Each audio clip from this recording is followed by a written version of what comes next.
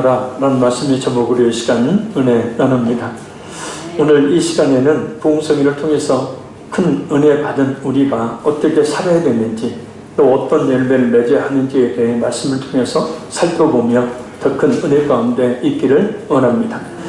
성도의 삶은 육체의 소욕을 따라 행하는 삶과 또 성령을 따라 행하는 삶, 이 두 가지의 삶이 있습니다. 바로 오늘 본문 16절에서 18절까지 말씀하고 있는 것, 그리고 이 육체의 소욕에 따라 행하는 것이 무엇인지 이 16절, 18절이 말씀하고 있죠. 그리고 그 육체의 소욕에 따라 살 때에 맺게 되는 열매가 무엇인지 설명해주는 말씀이 바로 오늘 본문 19절에서 21절 말씀입니다. 또한 성령을 따라 행하는 것이 무엇인지, 그리고 성령을 따라 행할 때 맺게 되는 열매가 무엇인지에 대해서 설명해 주는 말씀이 바로 22절에서 23절 말씀입니다.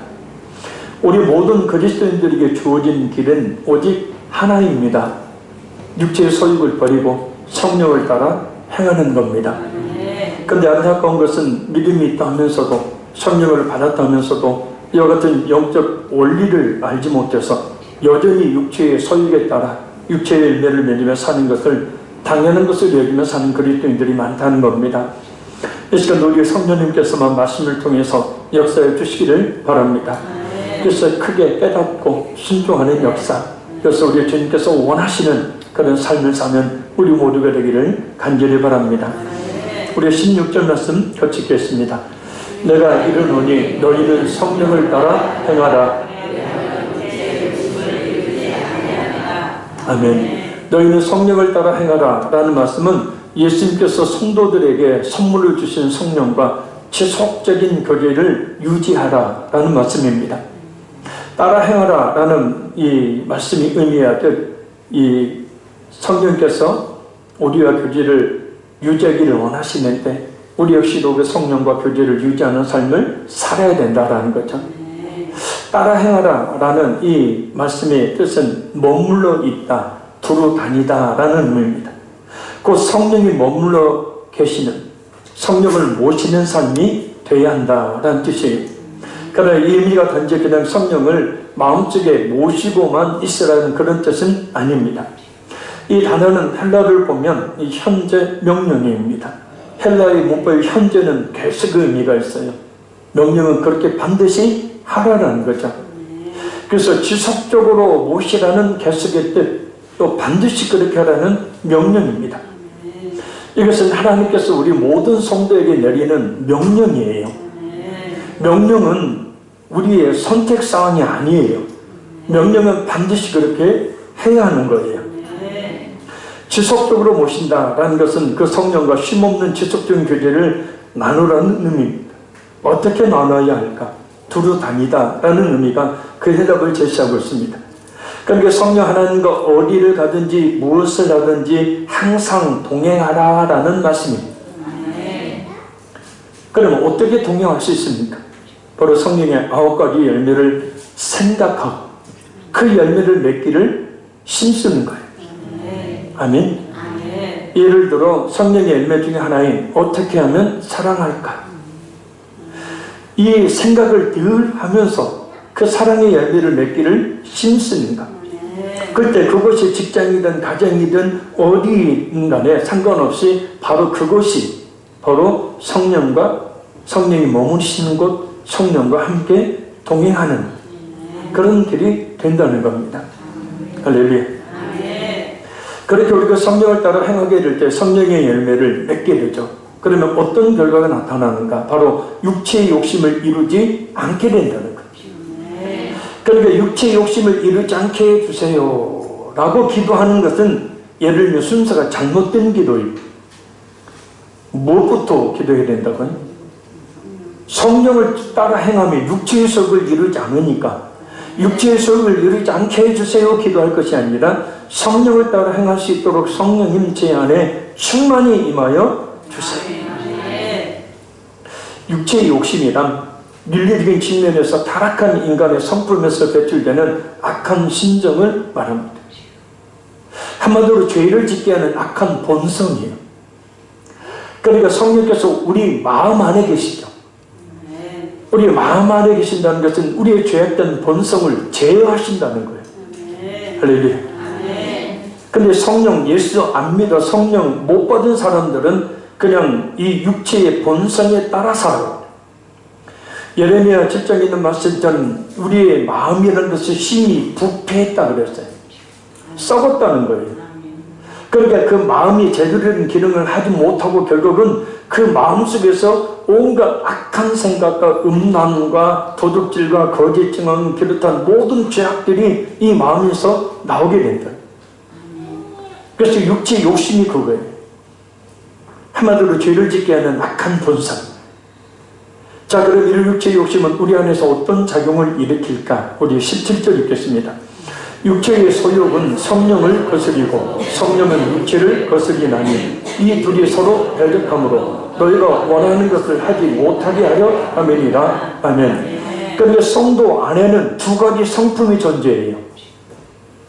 하나는 타락한 아담에게서 물려받은 죄성인 육체의 욕심, 죄악된 본성이, 다른 하나는 예수님의 복음을 영접함으로 인해서 물과 성령으로 거듭나게 되었을 때 받는 새로운 성품이.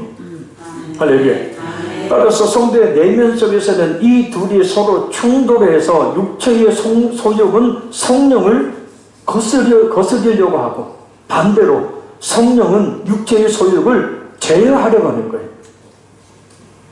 그 결과 우리 그리스도인들은 자기 행동에 있어 양쪽의 견제를 받아 살게 되는 거예요. 자, 저를 보십시오. 그래서 우리가 성령의 지배를 받고 성령을 따라 살고 성령의 충만함을 받게 되어지면 이 육체의 소욕을, 죄악된 본성을 제어할 수 있다는 거예요. 아멘. 근데 반대로 성령을 받지 않았거나 또 성령의 충만함을 받지 않았을 때는 이 육체의 소욕이 성령의 소욕을 어떻게 해요? 이겨요. 그러니까 육체의 열매를 맺을 수밖에 없는 거예요. 그래서 우리 속에서 끊임없이 일어나고 있는 이 두 영적 싸움. 그래서 바울 사도는 이런 사실을 고백하죠. 로마서 7장 21절 24절.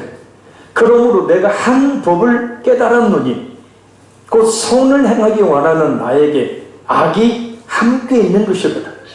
내 속사람으로는 하나님의 법을 즐거워하되 내 지체 속에서 다른 한 법이 내 마음의 법과 싸워 내 지체 속에 있는 죄의 법으로 나를 사로잡는 것을 보는도다. 오라 나는 공고한 자로다. 이 사망의 몸에서 누가 나를 건져내라. 그러니까 그 위대한 바울 사도 역시도 그 마음에서 하나님의 법과 죄의 법이 끊임없이 다투는 거예요. 그래서 하나님의 법은 선을 행하기를 원하고 그런 삶을 살기를 원하는데 다른 육체의 아까 죄했던 본성으로 말미암는 죄의 법은 끊임없이 하나님의 법을 눌러서 죄의 법대로 살게 만들려고 한다. 그러니까 이런 영적 싸움들이 우리 안에서 내면 속에서 계속 일어나게 되니까 힘든 거예요. 그래서 오라 나는 공고한 자로다. 정말 힘들다. 피곤하다. 그럼 이 사모님 모여서 누가 나를 건져내? 우리 주 예수 그리스도로 말미암아 하나님께 감사하리로다. 그러자 내 자신이 마음으로는 하나님의 법을 육신으로는 죄의 법을 섬기노라. 그러니까 예수님으로 말미암아서 우리가 그 죄의 법을 이길 수 있다는 거예요. 죄의 법을 제어할 수 있다는 거예요. 할렐루야. 끊임없는 내면의 싸움을 싸우기는 싸우지만 결국 성령으로 인해서 결국은 승리하게 된다라는 거예요. 누가요? 예수님을 믿는 성도가 성령 충만함을 받는 성도가. 그래서 부흥회를 통해 성령 충만함 받게 되어지면 나쁜 생각이 들던가요? 안 들던가요? 전혀 들지 않아요. 왜요?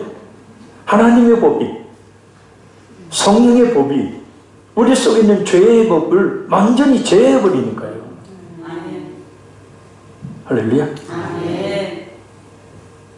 자, 우리 18절 읽겠습니다. 너희가 만일 성령의 인도하시는 바가 되면 율법 아래 있지 아니하리라. 아멘. 율법은 뭐냐? 죄가 무엇인지를 알게 하는 거죠. 그래서 율법은 결국 죄와 사망을 인간에게 가져다 줍니다. 죄가 무엇인지를 알므로 영혼은 사망에 처해짐을 깨닫게 됐죠. 그러나 우리 그리스도인들은 예수님을 믿음으로 이미 의롭다함을 받았습니다. 로마서 8장 1절 말씀처럼 생명의 성령의 법이 죄와 사망의 법에서 우리를 해방시켰죠. 할렐루야. 그 누구도 할 수 없었던 죄와 사망에서의 자유를 우리 예수님께서 그 육신에 우리의 모든 죄를 친히 지시고 십자가에서 죽으심으로 해결하시기 때문입니다. 로마서 8장 3절 율법이 육신으로 말미암아 연약하여 할 수 없는 그것을 하나님은 하시나니 곧 죄로 말미암아 자기를 죄에 있는 육신의 모양으로 보내어 육신의 죄를 정하사. 그러니까 모든 죄를 율법이 말하고 있는 그 죄의 결과인 사망, 이와 같은 것, 이 모든 것들. 그래서 예수님이 자기 몸에 우리의 죄를 정하사 짊어졌다라는 뜻이에요. 그래서 예수님이 친히 모든 죄를 짊어지시고 십자가에 못 박혀 죽으심으로 우리의 죄의 문제를 해방시킴으로, 우리의 죄 문제를 해결하심으로 우리를 죄와 사망에서 해방시키셨다. 그러니 이제 우리가 해야 될 일은 뭐냐? 죄와 사망의 법에서 우리를 해방하신 성령의 이 생명의 성령의 법에 따라 살아야 한다는 것. 성령에 따라 살아야 된다. 아니, 하나님의 자녀가 되었으니 이제는 하나님의 자녀답게 살려고 하는 생각을 가지고 살아야 된다. 그럼 먼저 성령을 따라 사는 것이 아닌 육체의 소욕에 따라 사는 것이 무엇인지 봅니다. 우리가 쫓지 말아야 될 육체의 소욕, 곧 우리의 죄했던 본성이 하고 싶어하는 것은 무엇인지, 나아가 우리가 버려야 될 썩어 악취가 나는 열매는 무엇인지. 자, 우리 19절 읽겠습니다. 육체의 일은 분명하니 곧 음행과 더러운 것과 호색과. 아멘. 육체의 일은 분명하니, 그러니까 죄악된 본성에서 나오는, 예수님을 믿지 않는 자들의 마음에서 나오는 그 육체의 열매라는 것은 분명해요. 뭐요? 눈에 띄게 드러난다는 거예요. 감출 수 없다는 거예요. 그걸. 육체의 일, 육체의 열매는 반드시 우리가 분별할 수 있는 것으로 자신을 드러냅니다. 그것이 얼마나 더러운 것임을 알게 합니다. 사망의 소리가 나는 것을 들을 수 있게 됩니다. 그런데 누가 이것을 보고 알게 됩니까? 성령 받은 사람이 알게 돼요. 아멘. 그러니까 물과 성령을 거듭난 사람이 그 육체의 열매조차 알 수 있는 것이지, 물과 성령을 거듭나지 못한 사람은 자기가 맺고 있는 육체의 열매가 무엇인지도 몰라요. 죄인지도 모른다고요.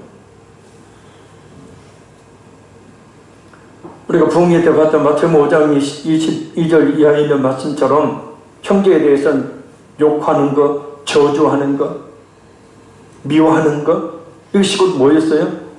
살인이고 큰 죄였어요. 그냥 내 생각으로 짓는 죄 하나 정도 우습게 여기는데 아니라는 거예요. 성령을 받은 사람은 그것이 죄라는 것을 알게 되는 거지. 육체의 소욕에 따라 사는 거듭나지 못한 사람은 결코 할 수 없는 거예요. 자, 그럼 육체의 썩어진 열매의 모습, 확연히 드러나는 감출 수 없는 열매들을 봅니다. 진열되어 있는 썩어진 열매, 음행과 더러운 것과 호색입니다. 이 세 가지는 모두 인간의 성적 죄악을 이야기합니다. 가장 많이 무감각하게 저지르는 죄, 사탄이라는 놈이 가장 많이 파놓은 은밀하고도 깊은 함정이자 덫. 왜냐하면 여기는 아주 짜릿하고 달콤한 맛을 감추고 있기 때문에. 먼저 음행은 합법적인 부부의 정상적인 관계 이외에 다른 이성과 부도덕한 성적인 행동을 의미합니다. 청년들, 결혼하기 전에 사랑한다고 해도 성적 행위를 하면 안 된다. 왜냐? 그것은 사랑이 아니고 죄를 짓는 것이잖아요. 더러운 것은 행동적인 측면에서 성적인 죄악과 내면적인 측면에서 성적 범죄를 포함하는 겁니다. 변태적인 각종 성행위, 그리고 동성애 등의 성적 범죄를 이야기합니다. 호색은 이런 성적 행위를 행하고도 부끄러워하지 않는 것을 이야기해요. 아예 더 노골적으로 성을 사고 파는 것을 말하기 때문입니다. 다른 사람에게까지 그것을 권장하고 부추기게까지 하는 것을 이야기해요. 야, 요즘에 남자친구 없는 사람이 어딨냐? 남편 말고 남자친구 하나 더 라. 아이고 삶의 돌파구를 하나 마련해 놔야 할 것 아니냐. 저 귀 잠깐 막으세요. 이런 넉버진 소리를 하고 그게 호색이에요. 그것을 당연한 것으로 여기며 즐기는 행위들을 이야기하는 겁니다. 자, 우리 20절 봅니다. 우상숭배와 주술과 원수 맺는 것과 분쟁과 시기와 혼낸과 당짓는 것과 불리함과 이단과 아멘. 우상숭배와 주술 이 두 가지는 하나님께 대한 불신앙을 말합니다. 종교적 범죄죠. 우상숭배는 하나님을 유일신으로 인정하지 않고 우상을 만들어 숭배하는 행위뿐만 아니라 그런 우상숭배와 관련된 모든 악한 현실을 이야기합니다. 고린도서 5장 3절 말씀에 탐심은 곧 우상숭배니라. 물질이 떡하니 요즘 그리스도인들의 우상이 되고 있죠.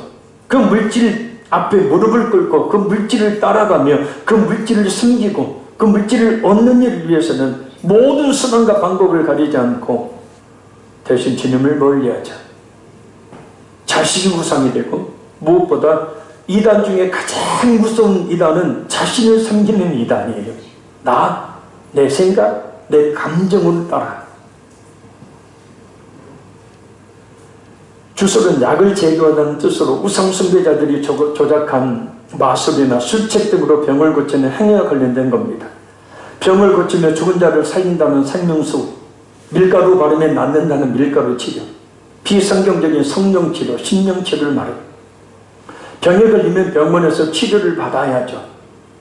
그리고 병원에서 고치지 못하는 병은 오직 하나님의 능력에 달려있으니 하나님께 믿음의 기도를 드림으로 고침을 받아야 하는 겁니다.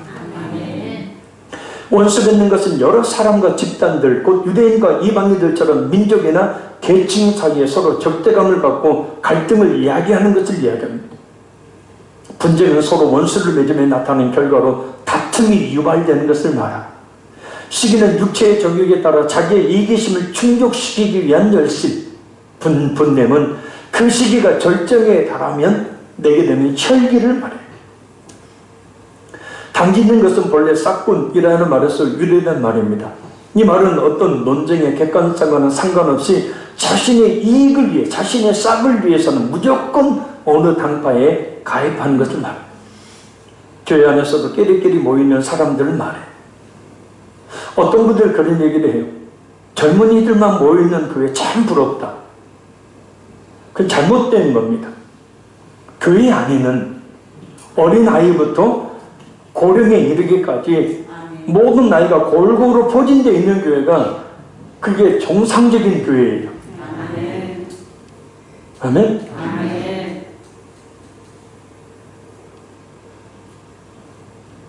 교회 안에서도 끼리끼리 모여있는 것. 그래서 교회를 따르기보다 목회자의 방침을 따르기보다 자신이 속한 어떤 사람의 말을 따르는 사람들 이야기합니다. 그래서 당짓는 사람들이 꼭 맺는 열매가 있죠. 불리함이에요. 이 불리함은 당기는 행동에 따른 결과로 갈라서는 거예요, 결국. 이단은 단순히 정통적인 교리에 반대하는 것뿐만 아니라 자신들의 입장만을 옳다고 주장하며 다툼과 분쟁을 일삼는 사람들을 가리키는 말이에요. 사전을 보면 이단이란 우리가 아는 이단의 의미 외에도 전통 권위에 반항하는 설 또는 이론이라고 나와 있어요. 그러니까 바른 목회를 지향하는 교회와 목회자의 목회 방침과 맞지 않는 주장을 하고 교회 안에서 다툼과 분쟁을 일으키는 것을 말해요. 이게 진짜 이단이죠. 그래서 NIV 영어 성경에도 보면 이 이단을 faction, 곧 당내의 소수, 그룹, 파벌, 당파, 파벌, 다툼, 내분이라고 나와 있습니다. 그래서 이단은 두 가지가 있어요. 교회 밖에 이단하고 교회 안에 이단이에요. 교회 밖에 있는 이단은 요즘 큰 문제를 일으키고 있는 신천지와 하나님의 교회 등과 같은 이단들을 말하고, 교회 안에 있는 이단은 바로 교회 밖의 이단들보다 더 무서워 교회 안에 파괴를 형성하고 다툼을 일으키는 사람들을 말합니다.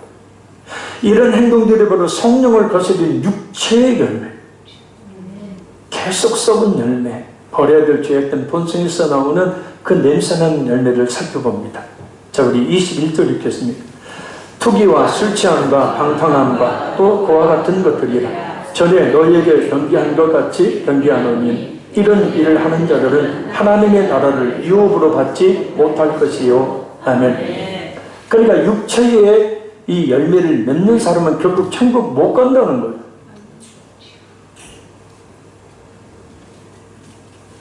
투기는 시계가 다른 사람은 착취를 지시하며 멀리하는 성향을 말한다면 다른 사람이 갖고 있는 어떤 지위나 소유를 빼앗으려고 하는 악한 마음을 말해요. 그러니까 나도 저 사람 위치에 올라가 봐야지, 나도 저렇게 부자가 되어 봐야지, 이런 성경적인 그런 욕망은 분명히 필요합니다. 있어야 합니다. 그런데 그 사람의 것을 빼앗으려고 한다? 이게 바로 뭐냐면 투기예요, 투기. 술 취함은 지나친 폭음을 뜻하는 것으로 진리에 대해서 인식하지 못하고 아울러 사물에 대한 분별력을 잃게 하는 주요 원인을 이야기합니다. 그래서 이어지는 행동이 방탕이죠. 술에 취해 마구 떠들고 무들지하게 행동하는 상태를 말합니다. 그러기에 육체의 정욕에 빠져 헤매는 인간의 모습을 이야기합니다.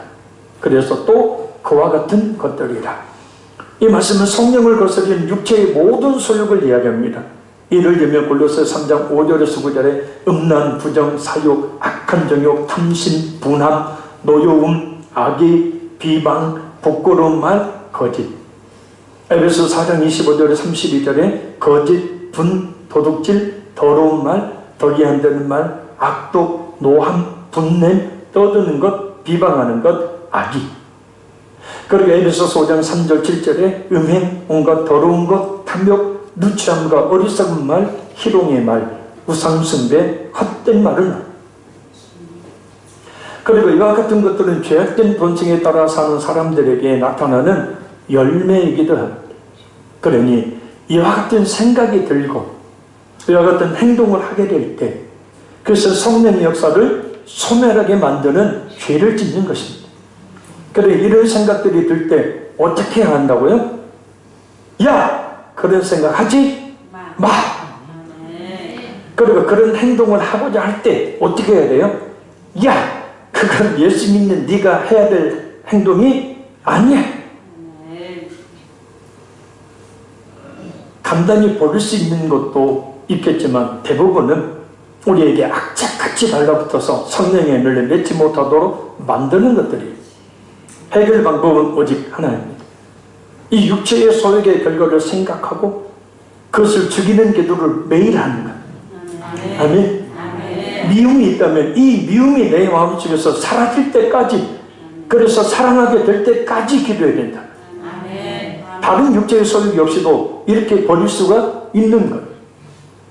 그래서 히브리서 말씀이 너희가 죄와 싸우되 피 흘리기까지 싸우지 아니하다 그래요. 그러니까 우리 죄와의 싸움은요, 죽을 각오를 하고 싸워야 된다는 거예요. 아멘. 그래서 우리가 성령님의 도우심을 구해야 합니다. 그래서 그런 육체의 썩어질 열매가 아닌 성령의 열매를 맺어야 합니다. 그럼 우리가 맺어야 될, 우리가 추구해야 될 성령의 열매에 대해 살펴봅니다. 우리가 꼭 알아야 될 것은 이런 열매를 맺으며 사는 것이 곧 성령을 따라 행하는 것이라는 사실이고, 이것이 진짜 예수 믿는 사람의 모습이다. 아멘. 자, 우리 22절에서 23절 말씀 같이 읽겠습니다. 시작.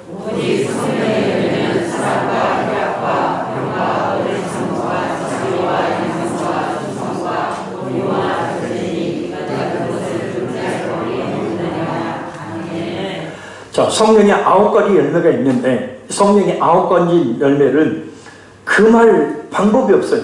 금할 수 없어요. 무슨 얘기냐? 그 열매가 맺혀지는 것을 그 누구도 막을 수 없다는 거예요. 또 반대로 당연히 그 성령을 받은 사람은 성령 열매를 당연히 맺는다는 거예요.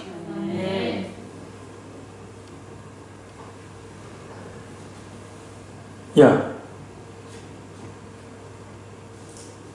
너 열매 맺지 마. 너 열매 맺으면 죽을 줄 알아.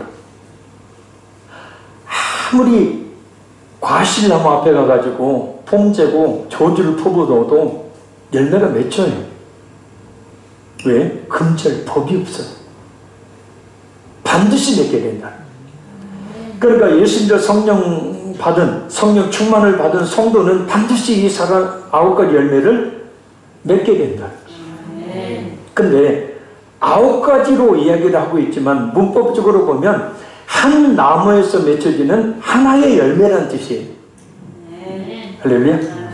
그래서 영어 성경에도 보면 but the fruit, 과일이죠. 그러나 그 과일 of the Spirit, 성령의 그 과일은, 그 다음에 복수를 9개니까 복수를 써야 되는데 is 단수를 씁니다. 그러니까 성령의 열매는 하나예요. 근데 그 하나의 열매가 9가지 얼굴을 하고 있는 거예요. 아멘. 곧 예수님을 믿어 성령을 받은 사람은 9가지 중에 하나나 둘 아니면 몇 가지를 맺는 것이 아니라 이 9가지 열매를 다 맺는다는 거예요. 중요한 것이 또 한 가지 있어요. 이 성령의 열매는 성령께서 그 예수님을 믿어 성령 받은 성도의 마음에 임재하심으로 맺는, 곧 그 사람의 인격을 말한다는 거예요. 그러니까 사람의 성품이 바뀌어요, 안 바뀌어요? 네, 믿음 없는 사람들은 그 얘기를 해요. 절대 성격은 안 바뀐다고.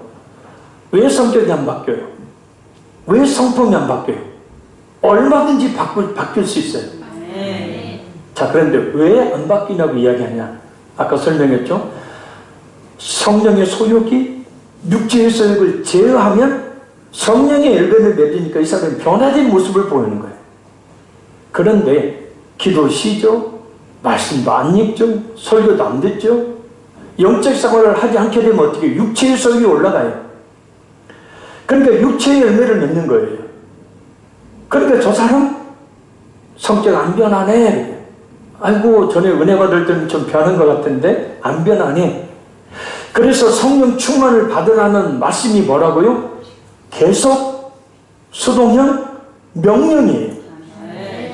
우리를 하여금 성령의 열매를 맺는 삶을 살도록 우리는 끊임없이 말씀을 읽고 들으며 끊임없이 기도해야 된다는 거예요. 그 말씀과 기도를 통해 성령 충만을 받으면 우리가 변화된 인격의 모습으로 살아가게 된다는 거예요. 따라합니다. 주여, 이 시간 제 인격을 변화시켜 주옵소서. 자, 성령의 9가지 열매. 첫째, 사랑입니다. love. 성령의 열매 중에 가장 근본적이고 본질적인 열매예요. 다른 모든 열매는 이 사랑에서 비롯돼요. 그러니까 이 사랑이라는 열매 속에 각양의 다른 열매들이 있는 것과 마찬가지예요. 그런데 이 사랑은 이성의 사랑인 에로스나 형제나 동족의 사랑인 이 스톨게나 또 우정을 상징하는 필레아도 아닙니다. 우리 인간을 위해서 기꺼이 자신의 생명을 버리신 예수님의 무조건적이고 희생적인 사랑인 아가페를 말하는 거예요. 곧 예수 믿어 성령 받은 사람은 무조건적이고 희생적인 사랑을 한다는 뜻이에요. 할렐루야. 무조건적이고 희생적인 사랑을 하면 인격으로 변화된다는 거예요. 사랑이라는 것은 참견합니다. 그 사랑은 맛보지 않고 결코 할 수 없는 것이기 때문에.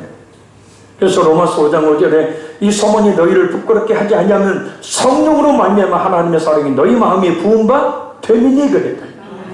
그러니까 우리가 성령으로 거듭난 성령 진짜 예수 믿는 성도들은 그 마음속에 성령으로 말미암아 이미 그 사랑이 부어져 있다는 거예요.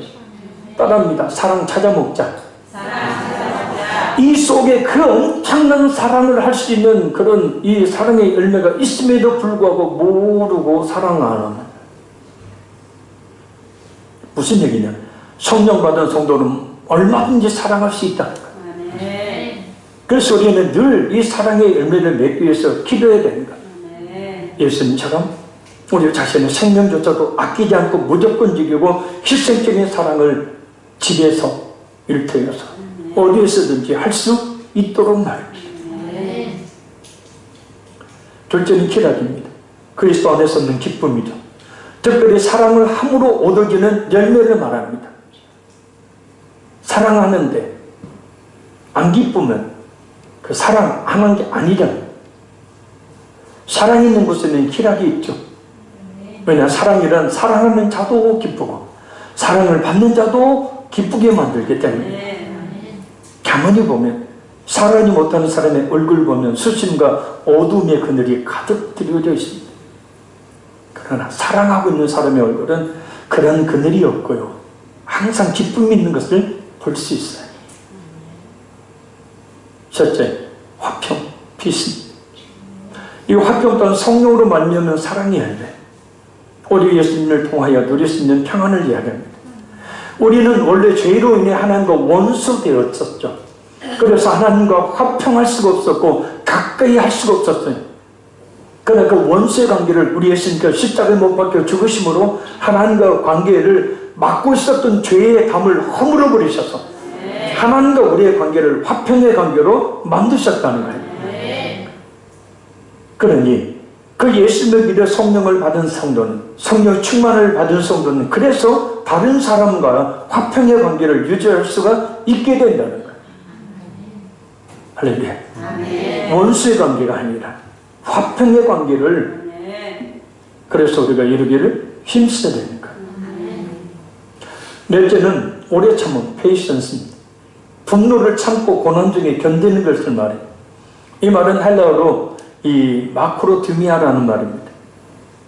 긴 이란 뜻의 마크로와 그 다음에 마음이라는 뜻의 드미아가 합쳐진 업성을, 집에 가면 짧은 마음이 아니라 긴 마음. 그러니까 감정을 상회하는 일을 견뎌내는 속성을 이야기합니다. 누가 내 생각대로 하지 않고 내가 원하는 대로 하지 않을 때 짧은 마음이죠. 그저 못마땅해. 내 생각대로 안 해. 미움이 뭐라고 했어요? 말과 행동이 못마땅하게 얘기해주는 게 미움이에요. 다른 게 아니에요. 혈기가 확 나요. 오래 참음의 열매가 아니에요. 어떤 감정을 상하게 하는 일을 당했을 때 그것을 견뎌내는 속성, 이것이 오래 참음. 왜요? 불의에 대해서는 하나님이 반드시 심판해 주실 것을 믿고 평안한 마음으로 기다리는 것을 말하기 때문에. 다섯째, 자비. 이 자비라는 말은 한마디로 남에게 대한 친절을 뜻해요. 이게 원래는 번역이 조금 잘못됐어요. 친절이라고 번역해야 정확해, 자비가. 이 친절은 일반적으로 행동보다는 말로도 많이 나타나죠.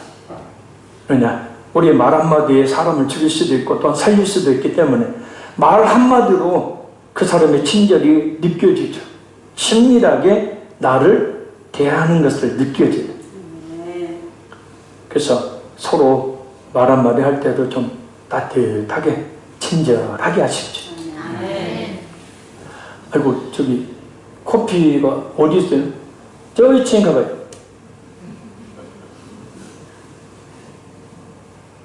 주방이 어디 있어요? 이 친구 한번 가보니까.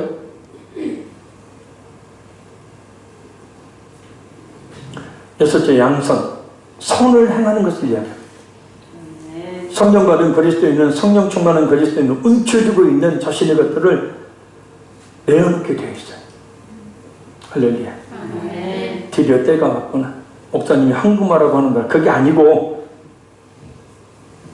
하나님께 내어드리기를 기뻐하고 다른 사람에게 베풀기를 기뻐한다는 거예요. 성령이 그러신 분이라는 거예요. 그러니 우리 역시도 그런 삶을 살아야 된다는 거예요. 그러니까 우리가 은혜를 받았다면 자꾸 나눠주기를 좋아하고 베풀어주기를 좋아하는 양선의 열매를 맺어야 한다는 거예요. 주일학교 아이들이 옛날에 찬양만 사랑은 참으로 시작 사랑은 참으로 버리는 것 다 움켜쥐지 않는 것. 일곱째, 충성입니다. 믿음과 같은 단어예요. 진실을 의미하기도 합니다. 그래서 이 단어는 주로 하나님에 대한 신실한 태도와 이웃과의 신실성을 이야기해요. 그러니까 믿음을 끝까지 지키며 자신의 본분을 다하는 것, 이것이 충성이에요. 충성은 두 마음을 품지 않는 것을 이야기합니다. 할렐루야. 변하지 않는 거예요. 그래서 성령 충만을 받은 성도는 하나님을 향하여 변하지 않아요. 사람에 대해서도 변하지 않아요. 근데 디모데후서 3장 말씀이 요즘에 말세에 고통하는 때가 이르르니 무정하며 배반하며 자기만 생각하며 돈을 사랑하며, 그죠? 너무나 쉽게 배반합니다. 이럴 때 온유입니다. 남에 대해 상냥하고 부드러운 모습을 보이는 것을 이야기합니다. 그래서 예수님의 성품을 나타내는 단어죠. 나는 온유하고 겸손하니, 그랬죠. 예수님. 그래, 예수님을 믿는 하나님의 은혜를 받은 성도들은 마땅히 예수님이 가셨던 이 성품을 가져야 해요. 그래서 예수님께서 마태복음 5장 5절에 온유한 자는 복이 있나니 그들이 땅을 기업으로 받을 것이니요. 이제 온유한 사람이 복 받는다는 거예요. 땅을 기업으로, 물론 영적 의미는 하늘의 기업을 이야기하지만 이 땅에서의 땅이에요. 그 땅은 당시 큰 부의 상징이었죠. 9번째 절제, 셀프 컨트롤입니다. 이 절제는 자기 자신을 붙잡음이란 뜻입니다. 그러니까 욕심과 정욕을 자기하는 능력을 이야기합니다. 범죄하지 못하게 자신을 제재하는 거죠. 육체적인 충동을 억제해서 성도로 하여금 균형 있는 삶을 살도록 유지하는 상태를 말합니다. 죄뿐만 아니라 먹는 것, 마시는 것, 입는 것, 자는 것 등 자신이 분수에 맞지 않거나 지나친 것에 대해서 자신을 자제하는 능력을 가리키는 것. 할렐루야. 자기 자신을 붙들 수 있어야 돼. 그래서 바울 사도는 고린도전서 9장 27절에 날마다 자신을 쳐 복종하게 한다라고 말합니다. 말씀 냈습니다. 우리가 살펴봤던 육체의 소욕들을 따라 사는 것은 성도의 삶이 아닙니다. 그런 삶은 우리로 하여금 성령을 따라 사는 것을 거스려요. 반대로 우리 예수 믿는 성도들은, 특히 성령 충만을 받은 우리 성도들은 성령의 9가지 열매를 맺어야 한다는 것을 늘 생각하고 그렇게 살아야 합니다. 성령님과 동행이 바로 이거예요. 성령을 따라 사는 것이 바로 이거예요. 육체의 열매들은 죄악된 본성의 열매입니다. 그러나 성령 열매는 곧 예수 믿어 성령 받은 사람들이 맺는 인격의 열매예요. 그러나 예수 믿고 성령 받는다고 무조건 처음부터 9가지 열매가 주렁주렁 맺히는 것이 아니에요. 사과나무가 하루아침에 사과 열매를 맺을 수 없듯이 점점 그 좋은 인격의 열매들이 우리에게서 맺혀지게 되는 거예요. 꽃이 피죠. 처음에 열매 전에 꽃, 우리가 받은 은혜, 은사, 구원의 확신, 이 같은 것을 꽃이라고 봐요. 근데 어떤 사람은 계속 꽃만 쫓아다녀요. 근데 꽃은 빨리 져야 돼요. 그죠? 꽃은 지고 그 꽃이 피었던 그 자리에 뭐가요? 꽃 봉우리가 점점점 커지죠. 제가 과수원 1년 6개월 동안 알바를 해서 잘 알아요. 믿고 아멘 하세요.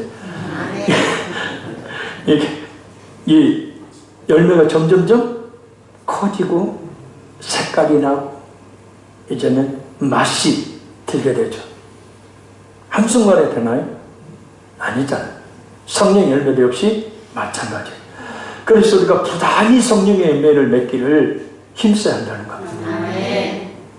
그 자양분이 뭐냐? 열심 있는 기도와 말씀이에요. 그래서 늘 성령 충만을 받기를 우리가 힘써야 되는 이유입니다. 그것이 바로 은혜 받은 성도의 모습, 성령 충만을 받은 진정한 그리스도인의 모습입니다. 그럴 때 우리 성령께서 더욱더 강하게 우리 가운데 임하여 주실 줄로 믿습니다. 우리 찬양을 드리신 후에 우리 한번 기도합니다.